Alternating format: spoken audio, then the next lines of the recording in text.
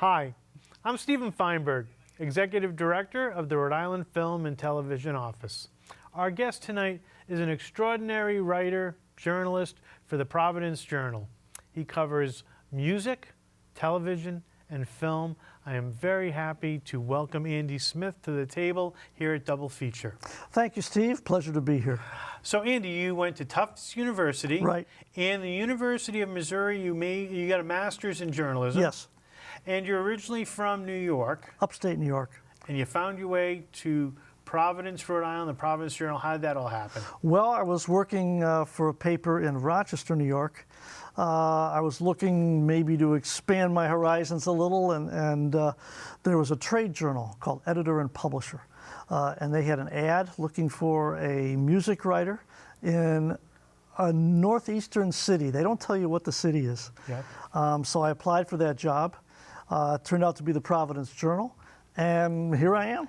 So did you always have a hunger to write about music? Well, I always had a hunger to write, and I always loved music. So the two of those things just kind of came together. And how many years ago was that you came to the Journal? I came to the Journal in 1988. Wow, okay. So 1988. And so you started out, you're writing music. So you're going, what, to concerts? Oh, yeah. And any favorite interviews that you've had with some of the great musicians? Oh, yeah. You know, some real idols. Aretha Franklin. Really? And I remember they said, it was over the phone. She was supposed to call me on a particular day, and I said, what time was she going to call? They say, Aretha will decide what time she's going to call you. You just be by your desk. And For the whole day? Yeah. And if Aretha feels like calling you, she'll call. I was afraid to get up and go to the bathroom. Right. Fortunately, I was there when Aretha called, so that was a thrill. And what was the conversation like when you're talking about Aretha Franklin? And are you having to do a lot of homework? Oh, yeah. So Oh, tell yeah. me what that's like. You know that you're going to interview Aretha Franklin. What kind of homework do you do? Well, the internet has made a huge change. Right. In the way I do my job. On the one hand, it's destroyed my industry, and on the other hand, it has become an essential part of what I do. Yeah. So, pre-internet, I would read, rock and soul encyclopedias. I might get some clippings from things we had done in the past. Now everything's on the internet. Yep. So you have all that access. So I have all that access. So it's, in a way, it's much easier to prepare now. Yeah. Than it was.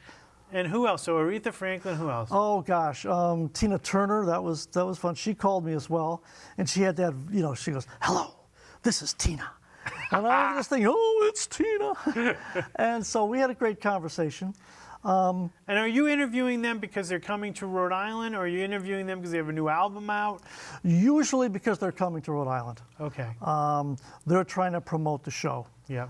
I'm trying to, put something into the newspaper. So, as I had told you earlier, it's a transaction. I used to think, when I was younger, that these people, were friends or acquaintances, or they were calling me, because they enjoyed the sound of my voice. Mm-hmm. This is not true. Right. It's kind of a business proposition on both sides of the fence. And you always have a deadline. You have to get the things. There's a lot of pressure to do what you're doing to get it in on a certain time. Right. The deadline really comes when you're doing a review. Yeah. For example, tonight I'm covering Billy Crystal, right, who's at the Providence Performing Arts Center. With Bonnie Hunt. With Bonnie Hunt, right. His show is supposed to end at 10. I have to have my review done by 11.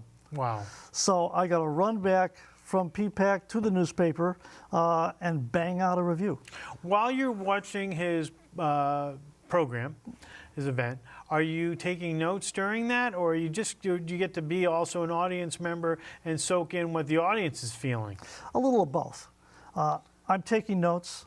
I usually bring one of those little reporter's notebooks. I'm jotting stuff down in the dark, which I'm lucky if I can read. But I'm also trying to absorb it. There's a huge difference between going to a concert or a movie or watching a TV show as a reviewer, as a journalist, than it is as a consumer. Yeah. People say to me, "Oh, you have such a great time. You get to go to concerts for a living." This is partially true, but I'm also working. Yes. So I have to pay attention. I have to be, sort of mentally composing the thing in my head, especially if I'm on a very tight deadline. I have to be writing things down, paying attention. It's work. Yep. It's a different mindset. Right.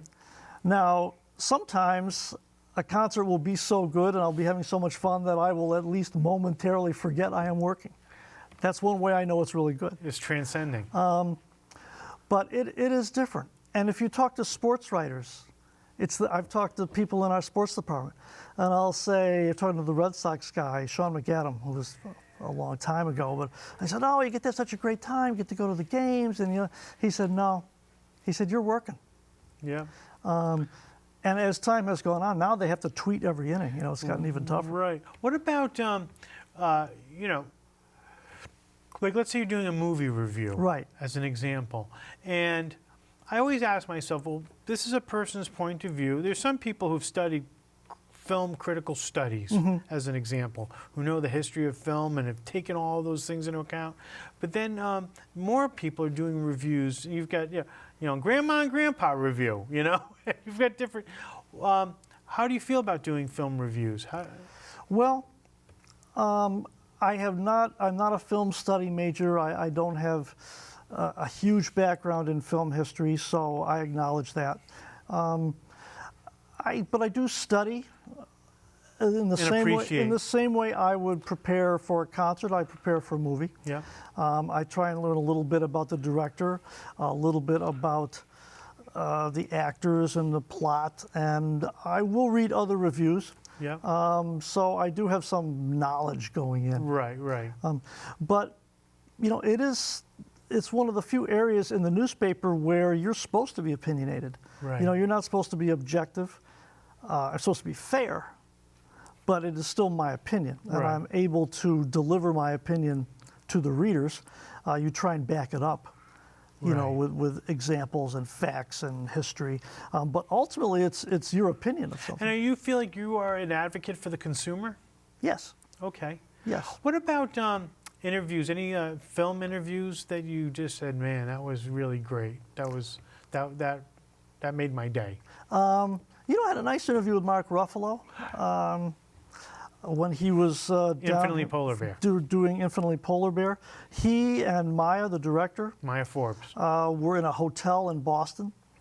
I went up, and they were doing a series of interviews, and I felt sorry for them because it was an absolutely gorgeous spring day. I'm walking around Boston Common enjoying myself, and they're cooped up in this little hotel room talking to people like me. But he was thoughtful, he was engaging, and it was a good interview. And he's a wonderful human being. I told him he leaves a very nice footprint behind. He does. And he always has. And you also leave a really nice footprint behind. And Oh, well, I thank also you. want to acknowledge that you are a Producer Circle Award winner at this year's Oscar event that we had at the Biltmore. And I want to thank you for all that you do to support the arts. Well, it's very flattering. I was flattered to get the award and surprised, frankly, because this is what they pay me for. Yeah. But it's nice to get that recognition. I do feel that it's not maybe the core function of a newspaper, but one of the functions of a newspaper is to cover the arts. And as newspapers have shrunk and staffs have gotten smaller, one of the areas that has been often tossed overboard is arts coverage. Yeah. And I'm always sorry to see that. It's happening all over the country. I know our local artists really enjoy when you're there covering the arts, covering the local scene, and it has an impact not just for the readers, but for the artists as well, knowing that the hometown paper, the paper of record covers them, and you do a fantastic job. Well, thanks, sir. Thank you.